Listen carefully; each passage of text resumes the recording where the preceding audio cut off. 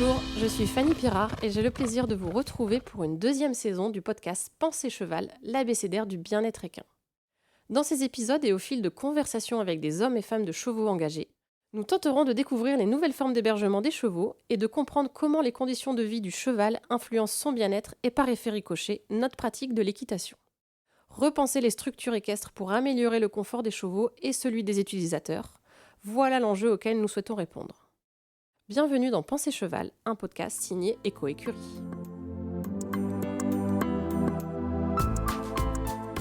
Nous sommes aujourd'hui au centre de formation Eurojump à Bazainville dans les Yvelines. Bonjour Raphaël. Bonjour. Merci de nous accueillir. Avant toute chose, est-ce que vous pourriez vous présenter brièvement pour ceux qui ne vous connaissent pas encore ? Alors moi je m'appelle Raphaël Gers, donc je suis cavalier de compétition depuis maintenant 25 ans. On a développé avec mon père le centre Eurojump donc en 2004 quand on s'est installé ici, et de fil en aiguille, comme moi j'étais à l'époque en train de faire mes études et que j'avais envie de faire des études supérieures, on a développé un peu sur le modèle de ce que j'avais fait la possibilité pour d'autres jeunes de faire en même temps la pratique de sport à haut niveau et des études supérieures. D'où est venu le centre de formation Eurojump, qui est de base une formation sport-études. Vous pouvez du coup nous en dire un petit peu plus sur cette formation, les objectifs, les valeurs, qui sont vos élèves et qu'est-ce qu'ils font après du coup ? Alors sur le sport-études de manière précise, donc on s'est développé sur donc des élèves étudiants collège-lycée, voilà, pour leur permettre justement de mener à bien ce double projet. Aujourd'hui, on travaille en plus avec des entreprises, enfin des écoles privées qui nous permettent de gérer plus facilement la partie scolaire et l'adapter plus facilement à la partie sportive. On a développé aussi ces dernières années une formation professionnelle qui permet aux étudiants de faire des études post-bac, type BTS ou école de commerce, et en parallèle un diplôme d'entraîneur pour avoir un pied dans le milieu et un pied quand même sur des études plus généralistes pour se préparer un petit peu à l'avenir et donc à la gestion de leurs entreprises. Par rapport à tous ces élèves qui sont ici et qui veulent travailler par la suite dans le monde du cheval, pour vous, quelles sont les clés pour réussir dans le monde du cheval aujourd'hui, ou si vous aviez un ou deux conseils vraiment clés pour travailler dans ce monde-là ? Pour réussir, je pense qu'il suffit juste d'avoir envie. Notre président Macron avait dit de manière un petit peu indélicate, il suffit de traverser la rue pour trouver du boulot. Ça n'a jamais été aussi vrai qu'aujourd'hui. Et dans le milieu du cheval, il n'y a pas de chômage, tout le monde a du travail et au contraire, on manque plutôt de gens pour travailler. Aujourd'hui, ce qui est certain, c'est que c'est un métier dur. C'est un métier qui se fait dehors, c'est un métier qui se fait voilà, avec les intempéries, avec des horaires qui sont parfois compliqués. Il faut s'adapter aux élèves, il faut s'adapter aux chevaux. Donc voilà, il y a aussi un caractère humain, un caractère animal à prendre en compte. Donc c'est un métier dur. Aujourd'hui, nous, nos valeurs, c'est de dire aux étudiants, formez-vous à ça, faites des études en même temps. N'espérez pas forcément être cavalier ou devenir complètement professionnel du milieu, et vous déciderez quand vous aurez 20 ans et que vous aurez les épaules assez larges pour décider ce que vous voulez faire dans la vie. J'en reviens un peu plus sur vous, parce que vous vous êtes présenté brièvement et vous êtes rapidement passé à Eurojump, donc cavalier international. Pourquoi avoir choisi des écuries à Bazainville ici ? On s'est installé en 2003, j'avais 14 ans. Pourquoi ici ? On est proche de Paris, on est proche d'une gare qui est directement liée à Montparnasse. Donc voilà, c'était l'idée de base de mes parents était de se lancer dans le milieu équestre complètement professionnellement. C'était pas le premier métier de mon père qui était dans l'éducation et qui gérait une école de soutien scolaire. Donc voilà, c'était un changement de vie pour mes parents quand mon père et ma mère ont eu environ 50 ans, que j'ai suivi. Donc moi j'ai fait mes études ici. Donc pourquoi Bazainville ? Parce que c'était l'occasion de trouver un terrain comme ça dans cette région-là, qui est une très belle région. On est proche de Montfort-l'Amaury, on est à 35 minutes de Paris. On est à la fois complètement à la campagne et pas non plus complètement excentré. Donc aujourd'hui, c'est un vrai atout pour ce qu'on développe. Est-ce que là où on est aujourd'hui, vous pouvez nous décrire un peu plus les installations pour les gens qui nous écoutent et qui ne voient pas du coup ? Alors aujourd'hui, on est installé sur une écurie qui fait 3,5 hectares, donc qui est assez petite. On a construit au fur et à mesure par branche 45 box. Donc aujourd'hui, on a 45 chevaux sur la structure avec un manège voilà, de bonne taille pour travailler, complètement arrosé avec des sols fibrés, une carrière pareil arrosée de manière régulière et grande, avec un dénivelé qu'on a voulu garder comme ça pour préparer les pistes comme Fontainebleau. Et maintenant, on a des pistes qui sont de plus en plus plates. Donc voilà, pour le sport, c'est plus classique, mais en tout cas, nous, on apprécie ça. Après, on a accès directement à la forêt pour faire... justement pour travailler le souffle des chevaux et travailler le mental et leur bonne volonté. Et on a pu développer il y a une petite dizaine d'années de louer 5 hectares en face de notre structure qui nous permettent de faire vivre des chevaux complètement à l'extérieur. On n'a pas 50 hectares, donc on ne peut pas mettre 45 chevaux à l'extérieur, même si ce serait mon vœu le plus cher. Mais on a pris le parti de mettre mes chevaux de tête et mes chevaux de compétition de haut niveau complètement à la vie au pré. Pourquoi avoir fait ce choix ? Alors c'est un choix complètement libre et en même temps un peu par la force des choses vétérinaires. On a eu des chevaux qui ont vécu des carrières sportives importantes jeunes, qui ont pu avoir des pathologies et autres. Je pense surtout à ma jument qui est aujourd'hui à 18 ans, qui s'appelle Radios du Landais, qui a eu une pathologie finalement fin d'année de 8 ans.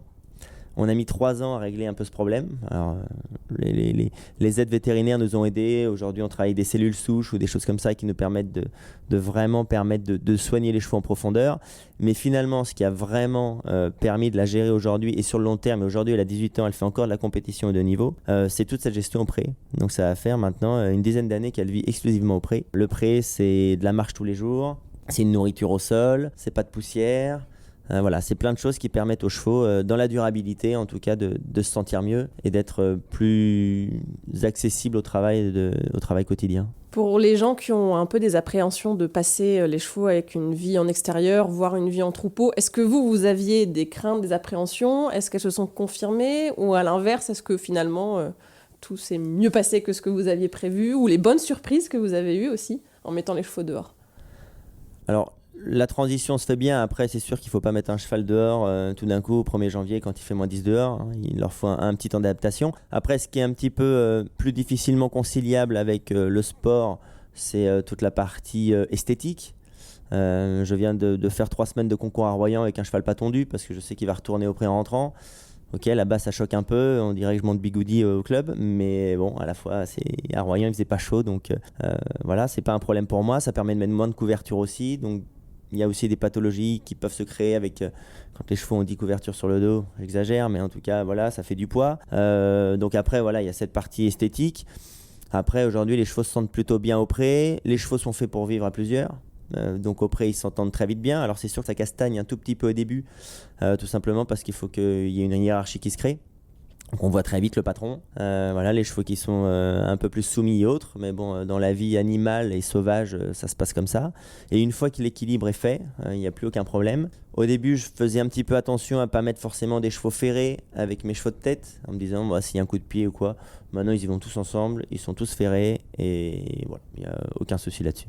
Ça, c'est chouette. Dans le comportement de certains chevaux, est-ce que vous avez vu des changements une fois qu'ils sont passés sur une vie en extérieur comme ça, dans le travail ou dans voilà, des comportements qu'ils avaient peut-être avant qu'ils n'ont plus ? C'est sûr que pour les chevaux qui ont du sang, vivre dehors, c'est vraiment important. Un cheval, c'est fait pour marcher, j'ai appris ça à mon galop 7, mais 20 ou 30 km par jour. Quand ils sont dans un box, et même quand on les travaille 45 minutes, 1 heure, qu'on les met au marcheur en plus, donc on fait quand même un travail important sur eux. Ils vont jamais jusqu'à ces distances-là.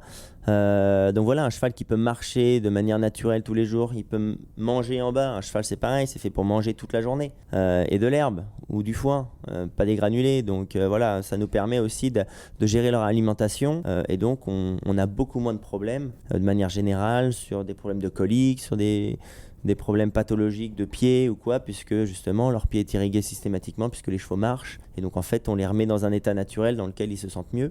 Aujourd'hui, on arrive même avec des chevaux déferrés. Donc il y a quand même une mouvance qui va quand même vers le côté naturel. Et finalement, voilà, retrouver un peu le naturel du cheval, ça lui permet d'évoluer mieux physiquement. Cette question elle est très présente aujourd'hui, cette question de bien-être, on repense énormément à la façon d'héberger les chevaux. Est-ce que vous pensez que les mentalités, les pratiques dans le sport sont en train d'évoluer ? Et comment ? Vraiment dans le sport de haut niveau par rapport à vous ? C'est sûr, dans le sport de haut niveau, ça évolue. Je vais vous donner 2 exemples. Julien Epaillard donc, a déféré tous ses chevaux depuis déjà pas mal d'années, avec la réussite qu'on lui connaît.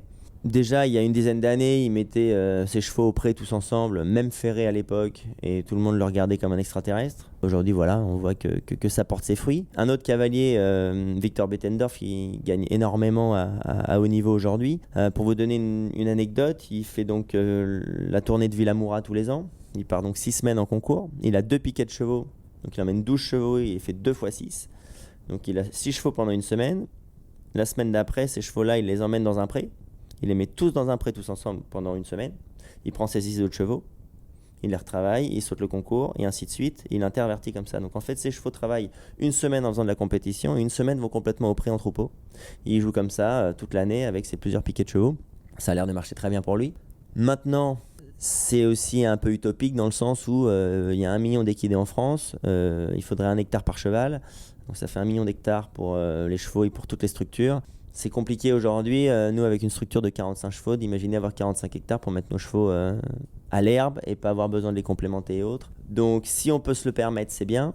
Nous aujourd'hui, on a de quoi mettre quelques chevaux au pré. Ça va très bien avec le sport de haut niveau. Maintenant, voilà, une écurie, ça fait 5 hectares, 6 hectares, 7 hectares peut-être. En ville, beaucoup moins. Donc il faut aussi s'adapter avec nos capacités à la fois techniques et financières aussi. Aujourd'hui, trouver de la terre, acheter 1 hectare du côté de la Normandie, c'est devenu très cher, donc très compliqué. Donc voilà, il faut aussi s'adapter avec ça.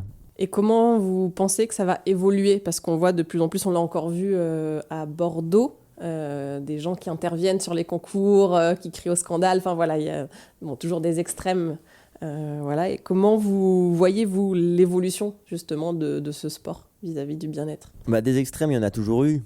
C'est pas la première fois qu'il y a du monde à Bordeaux et dans ces concours-là. Maintenant, c'était assez intéressant. Il y a une vidéo qui est parue il n'y a pas très longtemps de Albert Vorn, donc, qui est un cavalier hollandais qui a été vice-champion olympique à Sydney en 2000, donc qui est un cavalier qui coach beaucoup et qui a alerté un petit peu sur Facebook sur une petite vidéo de 5 minutes en disant attention à votre sport. On adore tout notre sport. Maintenant, s'il y a des gens qui réagissent de manière un petit peu exagérée comme ça parfois, c'est parce qu'ils voient le sport d'un mauvais œil. Et c'est sûr qu'aujourd'hui, il faut faire attention aussi à l'image qu'on donne de manière générale. C'est facile d'aller dans une écurie entre professionnels et de savoir que voilà, on fait attention à nos chevaux, qu'on les respecte, qu'on les travaille dans le bon sens et autres. Et aujourd'hui, c'est mieux de voir un cheval bien travaillé musculairement qu'un cheval au fond d'un pré qui a le dos en cuvette et qui physiquement va pas bien. Donc on est dans le bien-être aussi de ce côté-là. Maintenant, il faut faire attention à cette image qu'on donne. Et donc le sport de haut niveau peut être un petit peu difficile dans ce cas-là. Lui parle par exemple alors du sport de haut niveau, donc on fait attention aujourd'hui dans le CSO par exemple, au martingale, on fait attention au museroll, on fait attention à tous ces artifices qui peuvent être un petit peu choquants pour le grand public. Il parle aussi beaucoup de l'endurance. Voilà, même si on met plein de choses en place pour faire attention aux chevaux, on les pousse quand même au bout d'eux-mêmes. Il parle aussi de l'attelage, voilà, qui lui sur toute la partie Coupe du Monde en indoor, c'est un peu dur dans les tournants et autres. On demande aux chevaux d'aller très vite, d'être très sanguins et à la fois ils se marchent tous un peu dessus. Enfin, ça peut vite passer. Et puis le cheval ne parle pas, donc c'est vrai que c'est un petit peu difficile de savoir jusqu'où on peut aller. Voilà, donc moi personnellement je fais toujours très attention à ça. Aujourd'hui, si on regarde un petit peu ma carrière sportive derrière moi, j'ai pu monter jusqu'à à peu près 170e place mondiale. J'ai jamais fait un Grand Prix 5 étoiles. Je crois que j'ai fait un Grand Prix 4 étoiles dans ma vie. J'ai pas mal gagné d'épreuves au niveau où mes chevaux étaient. Le meilleur cheval que j'ai monté, Victor Desfrottas, qui a été vendu à Steve Garda, a après beaucoup gagné. Ça a été le meilleur cheval en 2020. Il a gagné 4 Grands Prix 5 étoiles de suite. Mais voilà, on était toujours dans l'attente de savoir si les chevaux sont capables, donc de jamais aller trop vite. Aujourd'hui, même dans la façon dont on fait évoluer nos chevaux, à 4 ans, ils restent beaucoup au pré, à 5 ans, ils font une petite tournée, puis on les remet au pré pendant 6 mois pour qu'ils finissent de grandir. Et ils commencent vraiment le sport à 6 ans, où on sent que musculairement et physiquement, l'os commence à se fabriquer, et on va commencer vraiment le haut niveau à 9 ans, pour vraiment leur donner du temps. Alors après, il faut aussi se permettre de prendre le temps, de ne pas avoir envie de vendre ses chevaux très vite. Donc il y a toujours aussi ces enjeux un peu financiers derrière qui font que voilà, si on a envie de vendre ses chevaux à 5 ans, faut qu'ils sortent à 4 et à 5 ans. Donc beaucoup d'éleveurs font ça. On ne peut pas leur jeter la pierre. Maintenant, à chacun aussi d'évoluer dans le bon sens pour voir ce qu'il peut faire à son niveau pour que les chevaux se sentent bien. Toute cette notion de bien-être dont vous venez de nous parler, est-ce que vous l'intégrez dans votre formation Eurojump ? Alors bien sûr qu'on l'intègre. Aujourd'hui, l'idée de notre formation, c'est de permettre de faire évoluer les cavaliers pour qu'ils deviennent autonomes et puis qu'ils sachent un jour se préparer des chevaux eux-mêmes, devenir soit professionnels, soit de bons amateurs. Et donc bien sûr qu'on intègre cette notion de bien-être dans les soins, dans la gestion, que les chevaux sortent plusieurs fois par jour et autres. C'est sûr qu'on peut se heurter de temps en temps à ce côté un peu vite, il faut aller gagner, vite, il faut sauter haut, vite, il faut un autre cheval. Vite, c'est vite une mobilette. Donc il faut jouer avec ça. En même temps, il faut que les cavaliers soient capables d'aimer leurs chevaux. Et puis s'ils progressent, de changer aussi de chevaux. On n'est pas les seuls, nous, à être capables d'avoir les chevaux dans le bien-être. Donc il faut être capable aussi de les vendre. Voilà, mais en tout cas, il faut gérer un petit peu tout ce côté-là. Et on essaye même, d'ailleurs, quand on doit changer les chevaux parce que les cavaliers progressent ou autre, de garder toujours un œil sur ce qu'ils deviennent, de garder des relations avec les gens dans le futur pour justement pouvoir aussi transmettre les informations et autres. Voilà, je vous donne un exemple très rapide, mais on vend des chevaux régulièrement aux États-Unis, par exemple. Ça passe par un intermédiaire qui passe par un autre intermédiaire là-bas. On n'a pas forcément le lien avec le cavalier qui le montrera après. Et c'est dommage de se dire que nous, c'est des chevaux qu'on a fait naître, qu'on connaît depuis qu'ils sont nés. On les vend quand ils ont 7-8 ans. Et puis là-bas, il va falloir qu'ils redécouvrent tout. Et donc, qui dit tout redécouvrir, dit peut-être faire des erreurs, dit peut-être moins bien gérer. Voilà, donc c'est aussi important d'essayer en tout cas de garder ce contact pour le suivi des chevaux. Et évidemment pour qu'ils puissent bien évoluer et s'adapter du coup à leur nouveau cavalier et leur nouvelle écurie. Qu'est-ce qu'on peut vous souhaiter pour l'avenir ? C'est quoi vos projets, vos prochaines ambitions, prochains projets Pour être tout à fait franc, je trouve que le milieu du cheval est en train de prendre un vrai tournant, dans le sens où ça devient, alors je pèse mes mots, mais ça devient quand même un sport argent de plus en plus. C'est de plus en plus difficile de trouver des jeunes chevaux, de trouver des chevaux de qualité. Voilà, il y a aussi un très gros marché qui permet de les vendre bien, donc ça injecte aussi financièrement des choses intéressantes dans le milieu. Aujourd'hui, pour faire du concours de haut niveau, il faut pouvoir avancer pas mal d'argent pour ça. Donc voilà, c'est difficile en tout cas. Si j'avais des rêves de très très haut niveau il y a 15 ans, et puis j'ai vieilli aussi, grandi peut-être. Du coup voilà, aujourd'hui j'ai plus forcément les aspirations des Jeux Olympiques et autre chose, parce que c'est devenu très compliqué. Maintenant, bien sûr que si je peux me permettre un jour de garder le bon cheval et autres, bien sûr que j'aurais très envie de retourner titiller le haut niveau. C'est plus une priorité aujourd'hui, dans le sens où on va plutôt développer beaucoup plus d'activités dans notre écurie. À savoir aujourd'hui, je me suis formé à la Process Communication par exemple, qui est un modèle de communication pour aider les gens à communiquer entre eux. Et donc on travaille là-dessus avec tout un process d'équi-coaching. Donc c'est aussi utiliser le cheval d'une autre manière, avec des gens qui ne sont pas forcément du milieu, et pour comprendre que voilà, le cheval a aussi un attrait intéressant. Et de ce côté-là, dans les séminaires d'entreprise que je voudrais proposer, je vais aussi proposer quelque chose pour le sport de haut niveau. Aujourd'hui, vous allez voir un match de rugby, si vous ne connaissez pas les règles, vous vous ennuyez. Un match de tennis, c'est pareil. Aujourd'hui, vous allez voir un concours d'équitation, si vous ne connaissez pas les règles, il n'y a rien de plus long. Et à la fois, depuis que Netflix est passé et a montré par exemple tout ce qui se passait en Formule 1, c'est devenu beaucoup plus excitant et sympa de regarder la Formule 1. Et c'est un petit peu ça que je voudrais développer dans le milieu du cheval, c'est d'inviter par exemple des entreprises à vivre peut-être une journée dans une structure comme ici, avec toute l'explication de tout ce qui se passe derrière, du travail des chevaux, leur montrer ce que c'est qu'un cheval qui saute, voilà, et puis faire tout un travail d'équi-coaching pour qu'ils aient aussi une relation à l'animal, et puis les emmener voir une compète de haut niveau, en leur donnant les tenants et les aboutissants de ce qui se passe vraiment derrière. Et là, tout de suite, on vit le sport de manière différente. Et ça peut être une manière aussi de montrer que le sport de haut niveau, c'est pas que mal. Et qu'il y a tout ce côté bien-être et autres. Et donc, ça travaille aussi de cette communication qu'on peut faire auprès un peu du grand public pour montrer que notre sport vaut quelque chose. Très bonne idée, c'est tout ce qu'on vous souhaite. Merci de nous avoir reçus. Avec plaisir. Si on veut vous retrouver sur les réseaux sociaux, Facebook, Instagram... Facebook, Instagram, Eurojump. Ok. Voilà, on est très actifs là-dessus pour montrer un petit peu tout ce qu'on fait en compétition, à la maison, avec nos élèves et autres. Donc n'hésitez pas. Ok, merci. Avec plaisir. Pour en savoir plus sur Eco-Écurie, concepteur d'écuries actives et sol équestre, suivez-nous sur les réseaux sociaux et découvrez nos solutions innovantes pour repenser vos structures.